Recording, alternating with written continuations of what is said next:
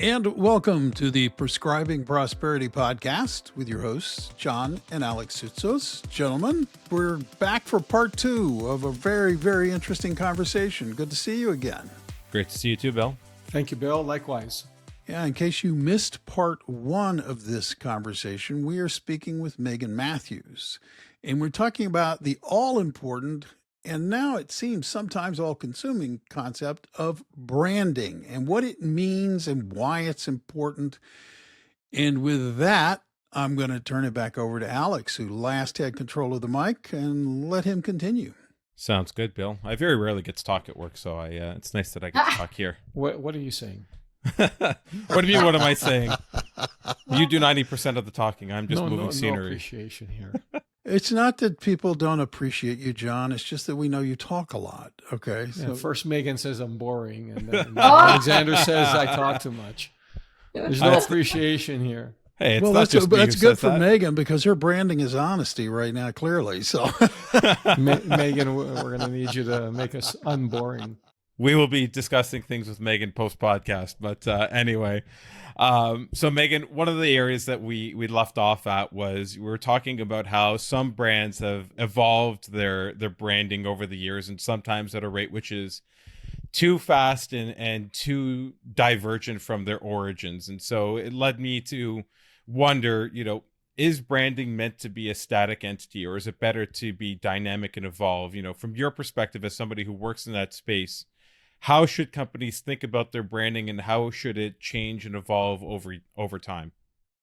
Yeah, I love that question because it's a question I get most often. So one of the things that we do as Instinct is work with organizations to develop what we call the brand foundation. And it's ideally one-page document that outlines your purpose, your vision, your mission, your positioning statement, your character traits, and your values. And people will say, okay, great. We've got sort of all of this. And it often comes instinctually from the founder. So these are the things they've always felt about their business, but haven't necessarily articulated and got down on paper to the point where they can hand it to every single person in the company and say, this is what we live with consistency. Now, we often say that the CEO of an organization should be the chief brand officer as well. So they should have the title of CEO and also CBO, because if they're not living the brand with consistency, then nobody else will. And it often gets relegated to the marketing department to basically say, okay, make sure our branding's covered. But it's like how people respond to an email, how emails are signed off, how people feel when they leave a meeting with team members. Every single facet of the business is a part of your brand. So what should never evolve in thinking about your brand foundation is your purpose. So why you exist as an organization, that should never change. The core purpose for why you are there should never, ever change. What can change is your mission. So what you do every day to get to that big goal, because you may have to evolve as times change, and make sure your organization evolves with that. Your positioning statement, so that can often be a tagline or a consumer facing line. So your brand foundation doesn't have to be consumer facing. It can be a document that's just lived by internal team members, but it's certainly felt by your external audience. But the positioning statement is often used externally. That can change as your organization evolves. But what we always say is you should put your brand foundation in a glass box, and only the chief brand officer or the CEO or the main lead has the key, because you don't want these new friends coming along changing things just because they want to disrupt or win an award or whatnot. It has to be bought in by leadership. So yes, your brand positioning can evolve, but the core essence of your why, and Simon Sinek is an author out there and speaker who talks about your why. He is a big proponent of this. Your why is everything. So that cannot change. And as long as it's based in your why, then the consistency will still remain enough that people recognize the brand and still feel that connection. Right.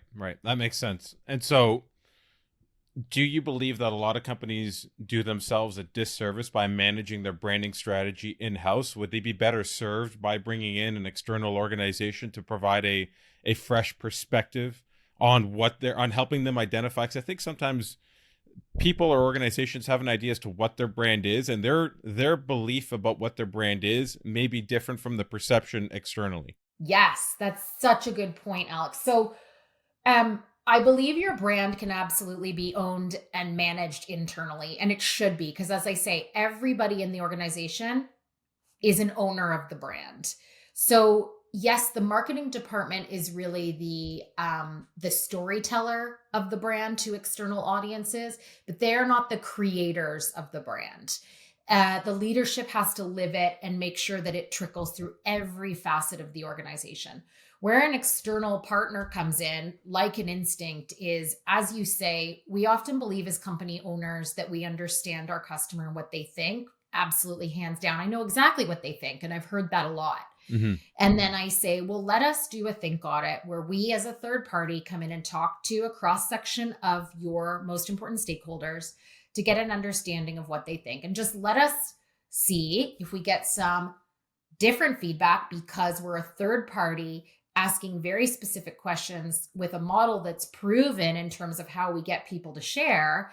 And it all is all done in one-to-one interviews that we promise are anonymous, in that when we share back with the team at the brand, they don't know who said what. So stakeholders, especially employees, are much more comfortable sharing their true thoughts of what their perceptions are around the brand. And I have yet to have a client who isn't surprised by some of those findings. So it's incredibly important to have check-ins about your brand and to bring in external support to ensure that, as you say, Alex, that view isn't becoming clouded by what you think your customer base believes your brand is. And a lot of people will say, oh, well, because of, and this is consumer facing brands more so, will say, well, we totally understand what people think of our brand because of social media now, and they write comments and we get it.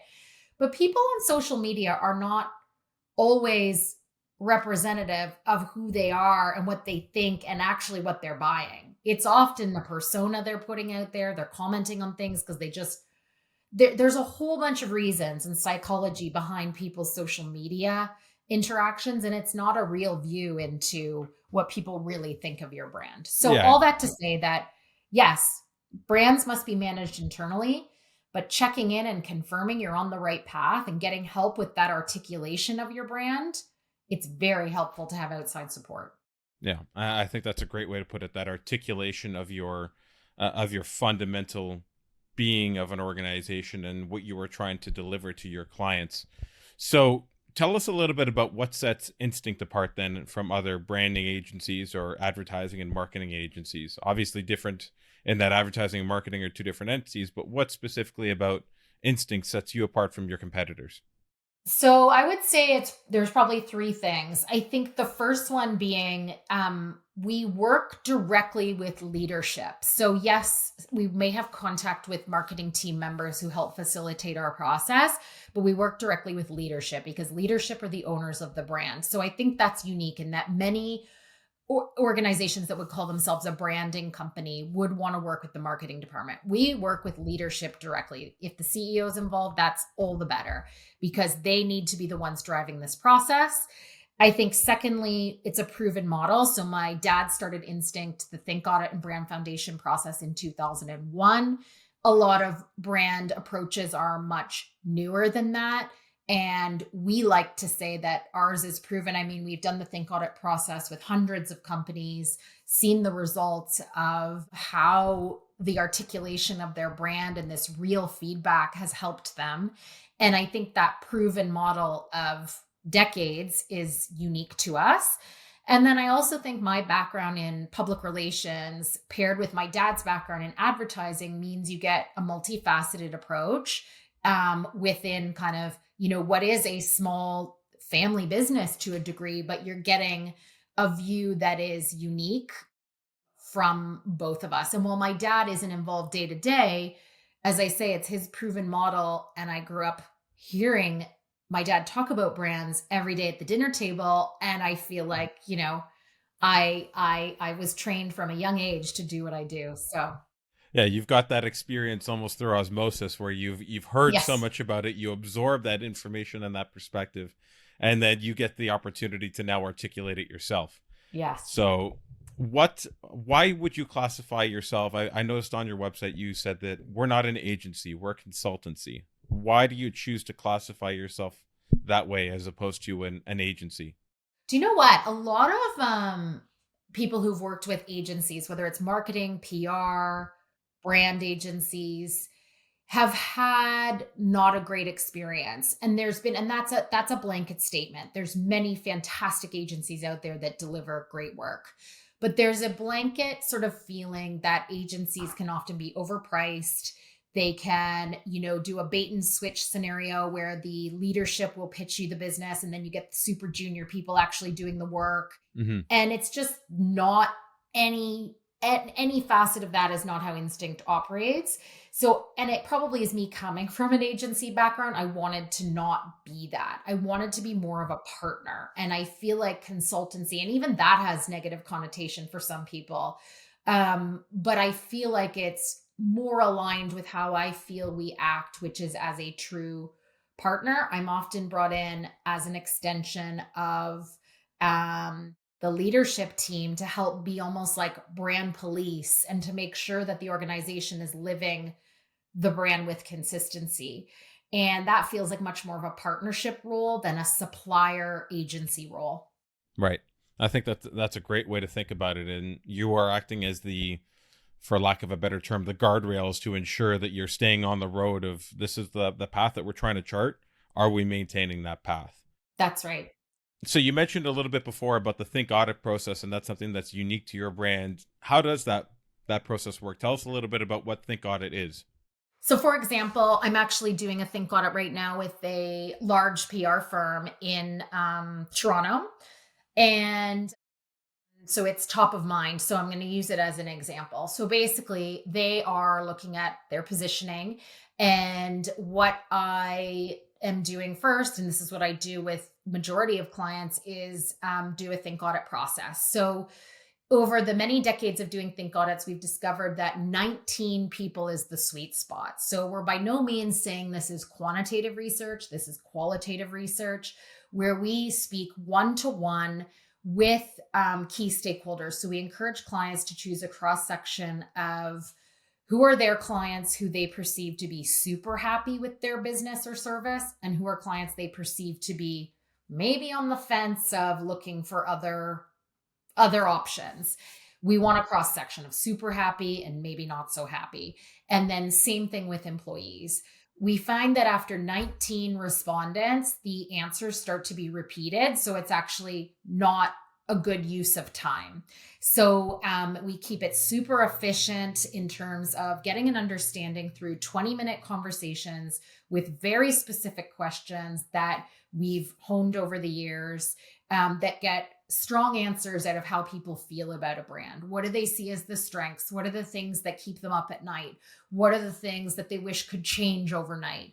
And the think audit process ends with us providing the key themes we heard repeatedly and then recommendations out of those themes. So what makes it unique from we all get the Rogers survey. It's like, tell us what you think of Rogers in a scale of 1 to 10 and fill in your answer here, is that these results are presented back to leadership with real findings and are based on a third party asking the questions and getting a level of honesty that I feel like my dad and I have both found a real niche in being able to get people to feel comfortable to share in the way we ask the questions and the conversations we have. So it really provides executives with a very clear vision of what people think of their brand. Mm-hmm. And the process can take, depending on and I've done think audits with 50 people before, where a company says, I know you say 19 is all you really need, but we actually want a bigger view just to be sure. So we can do it with as many as a client really wants. But it is all about then the analysis of the themes out of that. And what do you do with that information? Okay. So do you have any success stories in terms of companies who have benefited from the Think Audit process? So my dad had long worked with Energizer and Adidas.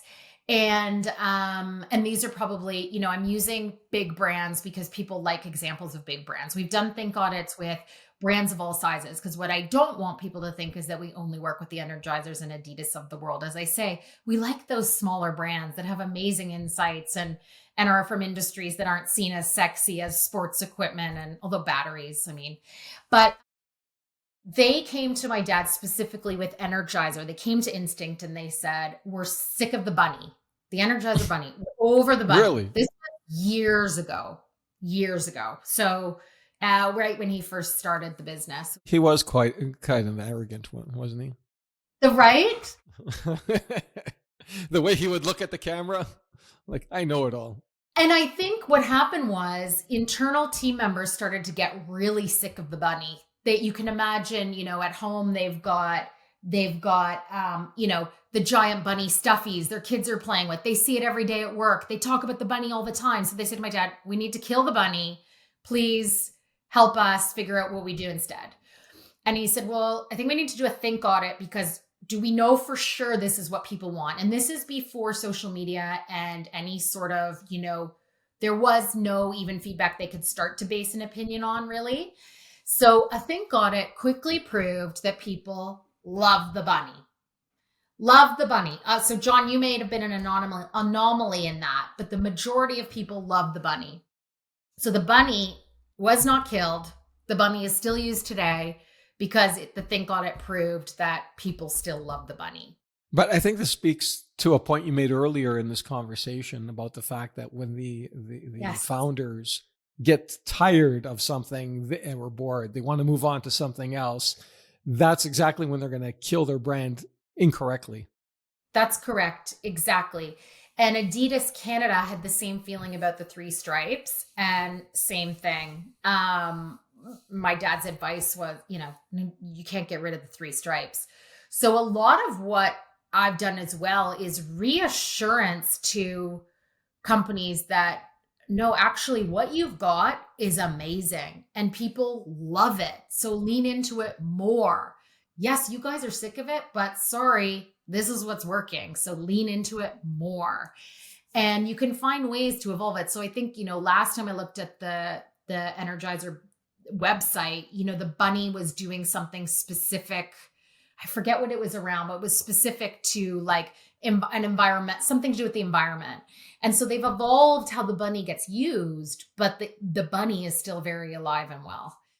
When is the appropriate time? Because obviously there are some times where if like changing the branding is necessary or is warranted, I'm sure.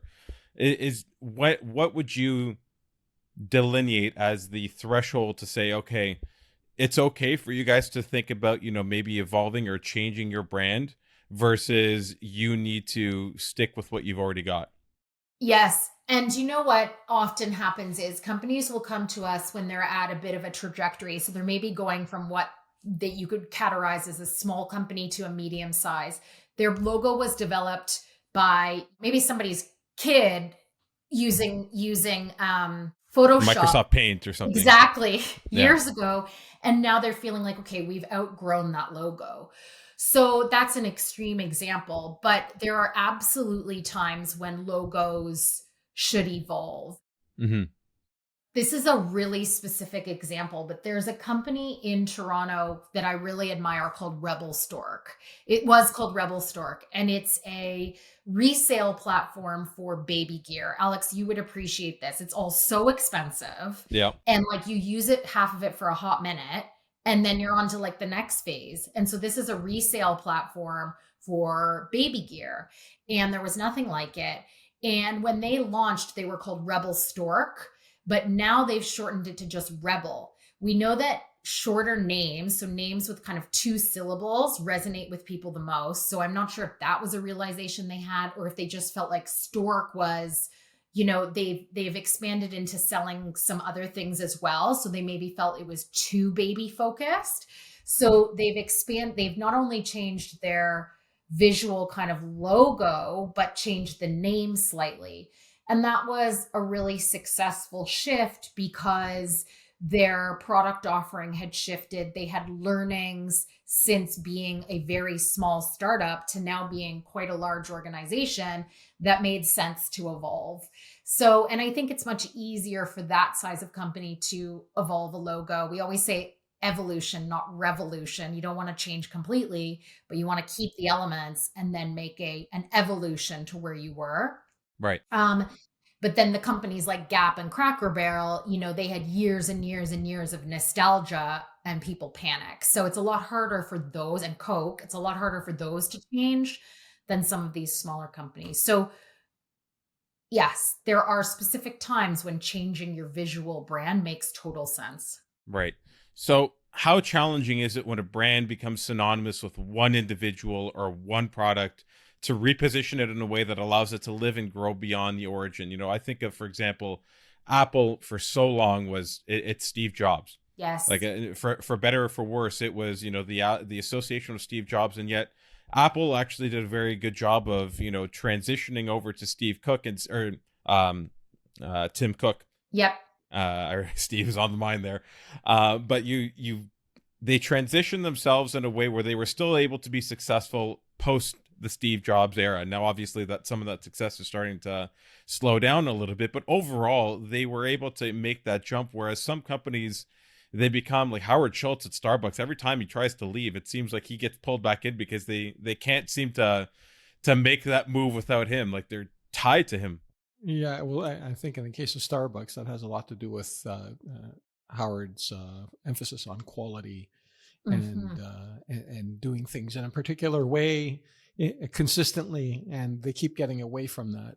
Yeah, no, exactly, and that's a great point. But in your business, Megan, how do you go about managing or consulting with those individuals and those organizations to say this is how we are going to continue your brand and evolve your brand to move away from this one individual or product?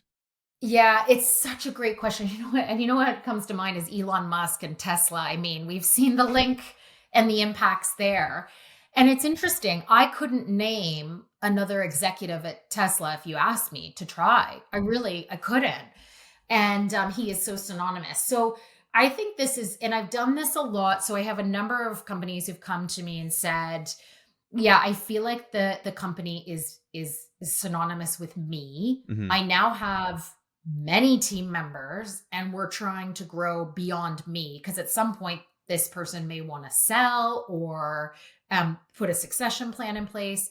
And so what I've done is worked with them to do a think audit, not only for their personal brands. So the think audit formula works really well for personal brands as well. So what do you stand for as an executive or an individual? So I've interviewed people who are close to that individual, who work for that individual, to find out what is their personal brand, and then what is the brand of the company, and what is feeling like it's at least unique to the company itself that is separate from that person. And let's try and find what's unique to both. And then this is where my PR background comes into play. We'll put in place an executive profile building strategy where we help to build the profile even more of that executive focused on other facets of what they may want to work on. Because sometimes people will come to me and say, I do want to exit my company at some point, but I need to make sure it's in a good place and can live on its own as a brand. So we'll start to put that executive out there as an expert talking about maybe the industry as a whole, but they're less connected to, if there's a spokesperson required to talk about the company itself, we put someone else in place to talk about the company. We start profiling other employees. We start having, newsletters out profiling staff members and just really trying to show that the company is not that person. So that's where I actually think PR is one of the most incredible channels to help separate a founder from the brand of the company. And it's been successful. I've done that with, there's a woman in the UK who was running a very successful mental health clinic in central London. And it was very synonymous with her, and she wanted to sell. And so we did that job of raising her profile, talking about mental health overall, a book she'd written that was unrelated to the clinic, and then doing PR separately for the clinic so that they really felt like they were separate entities. And it's possible, it just takes time and a true understanding of what are the things people only associate with that person, and what are the things they associate with the brand, and how do you separate those? Yeah.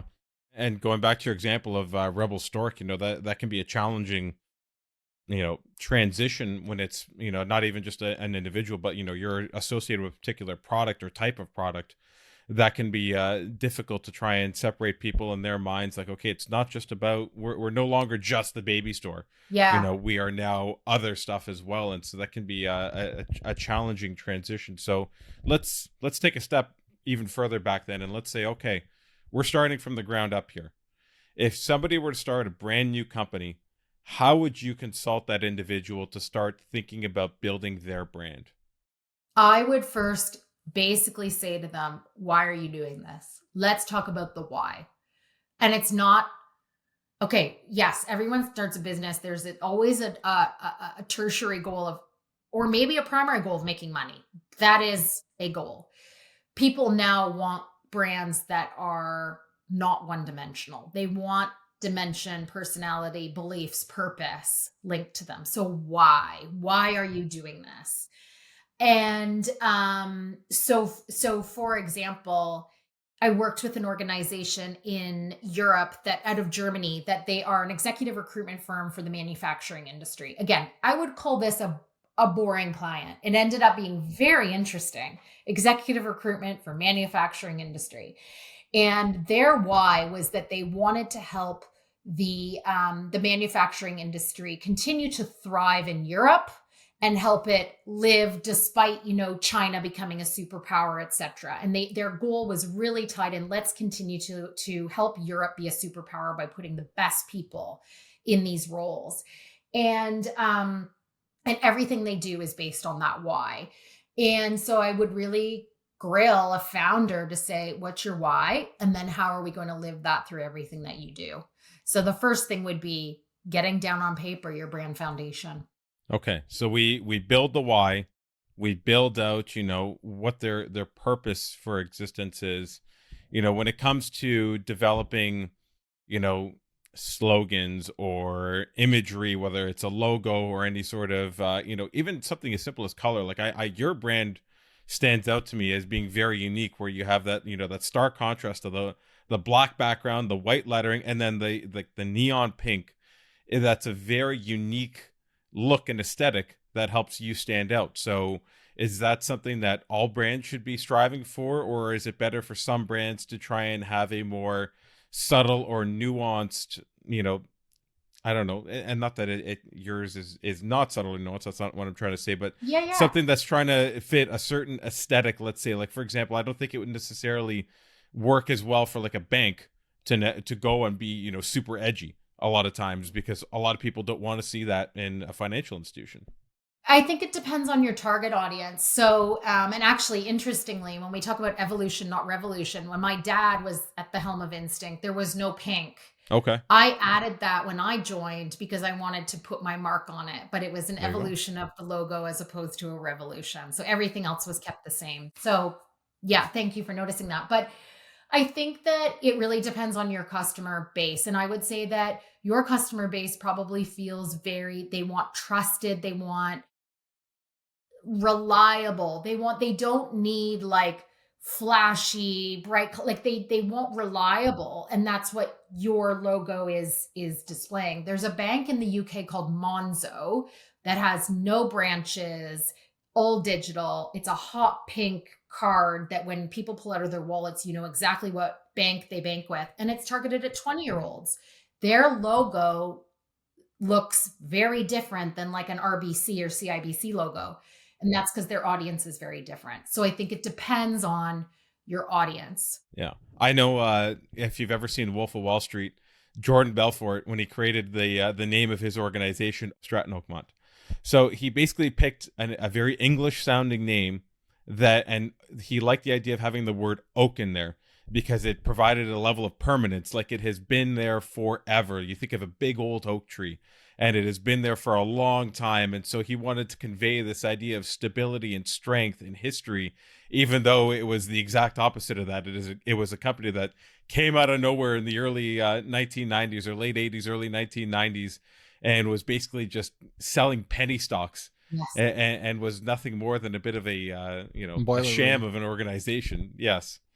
But they were very intentional, and their logo was a lion. They had the Stratmont Oakmont was the name, and then the logo was a lion, and so it had this kind of regal element to it. And so they were able to create this brand that sounded, people would listen to it and think, oh, that sounds kind of vaguely familiar. Like they must have been around for a long time, and therefore they actually were able to win over clients doing that. And actually, funny enough, one of the companies that I ended up interning for developed their name in a very similar fashion, because they wanted something that sounded like it had been around a long time. And I used to tell people where I was doing my internship, they'd say, oh, I've heard of that company. And I would say that there's absolutely no way, because it is such a small company and it operates in a very niche space. I guarantee you haven't heard of them, but you haven't actually heard of them. But the name itself sounded so vaguely familiar that people would kind of nod along, like, okay, That's interesting. that makes sense. And I feel like AI could be helping people come up with those names now quite easily, right? But I think it's about testing the name and making sure, and also making sure there's authenticity to it. So choosing a name, you want to make sure there is a story behind it. Stories sell. And so you need some sort of story behind it beyond AI told me to do it. Yeah, and I think that's something that, even from our own standpoint, that we could maybe do more of, is that why behind the name, the story behind the name itself. Because I do think that lends a certain level of memorability to something. People always love stories. They like hearing stories, and they are drawn to storytelling. So, how do you develop, or how do you help a company develop a vision that is both clear and memorable? That's a great question, because vision again, because vision, mission, it can get so confusing. We define a vision as what is that big, hairy, audacious goal. So this is where we're going and this is how we know we're there. So we help organizations do that by literally saying, how will you know you've made it? How will you know that you as a founder have made it as an organization? And we'll take what they say and try to put it into super concise language. And I think I heard this yesterday, and I believe it was Winston Churchill who said it. So that to prepare for, and bear with me here, to prepare for a 60-minute talk, he needed 5 minutes to prepare. To prepare for a 5-minute talk, he needed 60 minutes to prepare, because being concise is so much harder than being verbose or taking a long time to explain something. So we really work with organizations to say, how can we be super concise in what you're trying to say? Because that's also how people will remember. One of the questions we ask in the Think audit of employees is, you're at a cocktail party, how do you describe the company? 99% of the time, everyone has a different answer, and they're quite different. We ideally want to get to the point where that's maybe, there's like a 20% chance that someone will give a different answer, but the consistency is so key because it's been written in a concise way that everyone believes in. So we then work with the founders to say, okay, let's take that vision and your big thought, your big, hairy, audacious goal, and make it super, super concise and clear. Okay. So I'm going to ask you one last question, Megan. I don't know if you had any other questions that you wanted to hit on before we wrapped up. I will chirp in if necessary. Okay. So the last thing I wanted to kind of get you out on, Megan, was, we just finished talking about all these different, tools and strategies that you would apply towards helping somebody build a brand and develop a brand.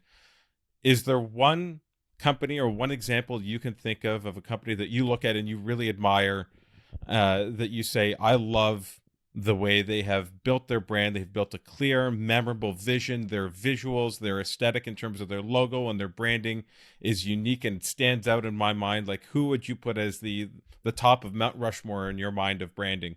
That's a tough one, and this one was not in my prep notes. So I I know I'm have putting you on the spot. to. Do you know what?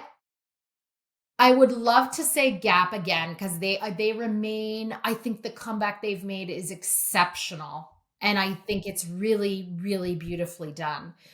But in terms of, so I'm going to give you two answers. I think Gap, in terms of harnessing that, what we talked about with that new customer while appealing to the original, Mhm. is really, really fantastic. And to come from a place where they were about to go bankrupt to now where there's headlines saying, Gap has made a comeback. Like, that's PR that you just can't pay for.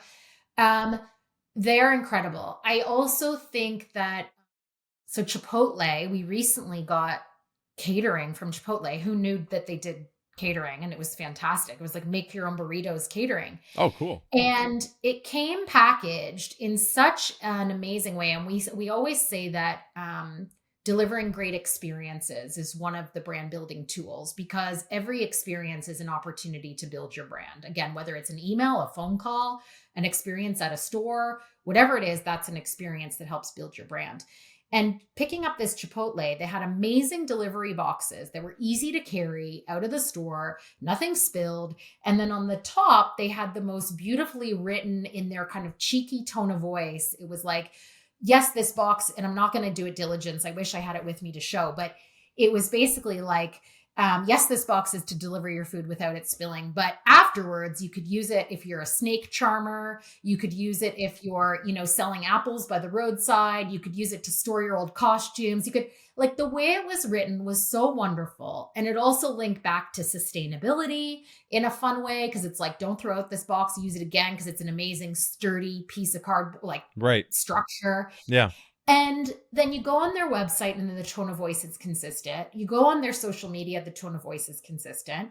And I just thought, this is such a great example of consistency throughout. And my husband went to pick up the catering, and the after he'd left the store, the guy called from his personal cell phone and said, "Wait, you forgot something.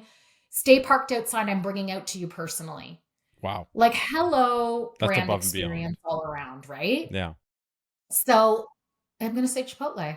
Okay, that's a great example, and I never would have even considered Chipotle. And I love what you said about the box, because I think so many times the packaging is almost an afterthought to so many companies. It's just like, this is, we're going to wrap it in plastic or whatever it is, and here's a piece of cardboard, and you move on. And when you say Chipotle, the example that comes to my mind is Apple. Like, every time I pick up Yes. a package from Apple, no matter what it is packet. The box itself it's sturdy.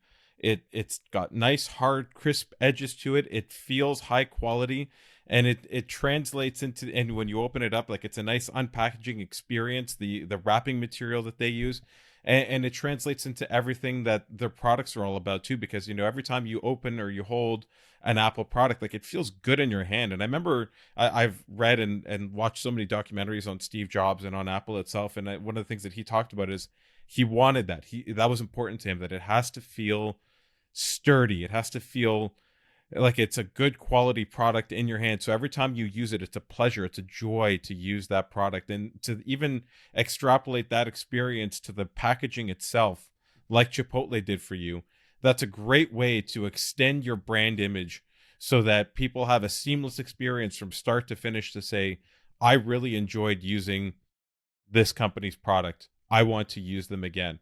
Because that's easy marketing. It's an easy way to overlook it, but it's a relatively, I would say, inexpensive way to just say, I'm going to build just a little bit more loyalty. Completely, Alex. Completely. And it really was, from start to finish, a seamless brand experience. All right, and with that, I will thank you right now, Megan, for taking the time to join us today. I thought that was a fantastic conversation. I really enjoyed it. I hope everybody in our audience will, and I believe that they will, because I think the content was really compelling. So from both of us, thank you very much, Megan, for joining us today. Thank you, Megan. Thank you for having me. I loved the chat. And I feel like now I'm going to go and, look at even more brands that I love and create a proper list. So All right, good. Hey, good. This ended on a note where I'm recently obsessed. because there's a great book out there called Unreasonable Hospitality. Ooh. And it is by Will Gardera, Guidara. Unreasonable Hospitality. Who is this guy, you may say? Why is Bill mentioning him? Because the subtitle of this book is called The Phenomenal Power of Giving People More Than What They Expected. And he, among other things, ran 11 Madison Park for a number of years in New York City. And that restaurant had the special designation of being awarded the best restaurant in the world.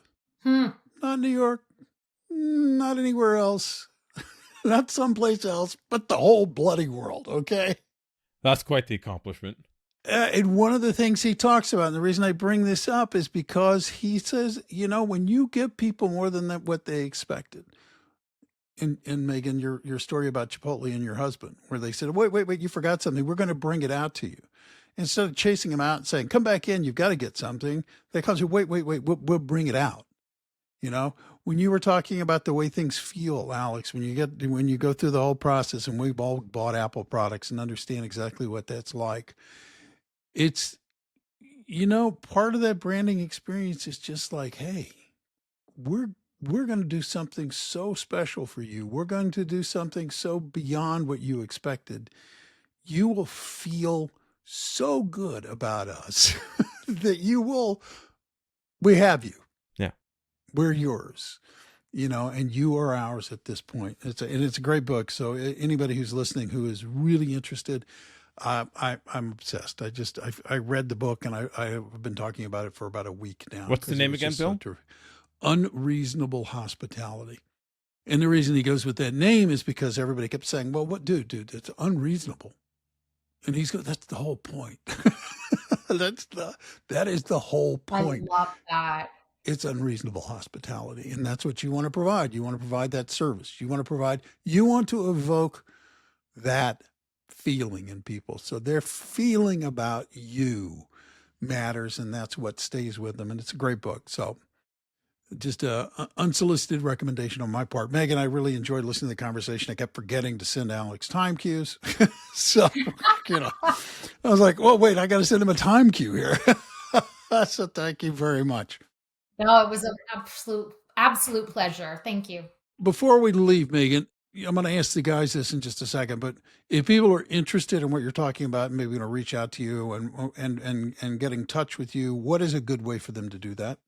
Yeah, they can go to my website, which is instinctbrandequity.com, or Instagram at instinctbrandpr, and send me a message. And I'm also happy to provide our email address, which is info@instinctbrandequity.com.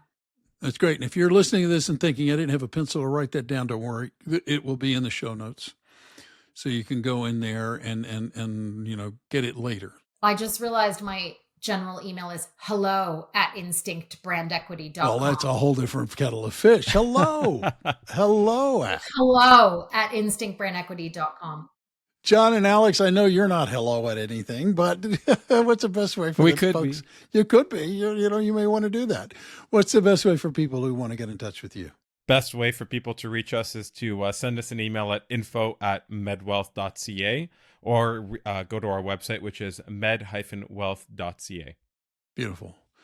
And hit the follow button if you're listening to this and you're not already a subscriber.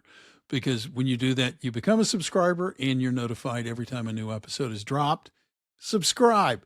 And tell people if you like this podcast, please share it with them, because word of mouth promotion is so much better than some stupid bot telling you, gee, we think you'd be interested in this. People matter, no matter what anyone tells you. So until next time, I'm Bill Tucker. On behalf of John and Alex Soutsos, I want to thank you for taking the time to listen today. We'll catch you next time.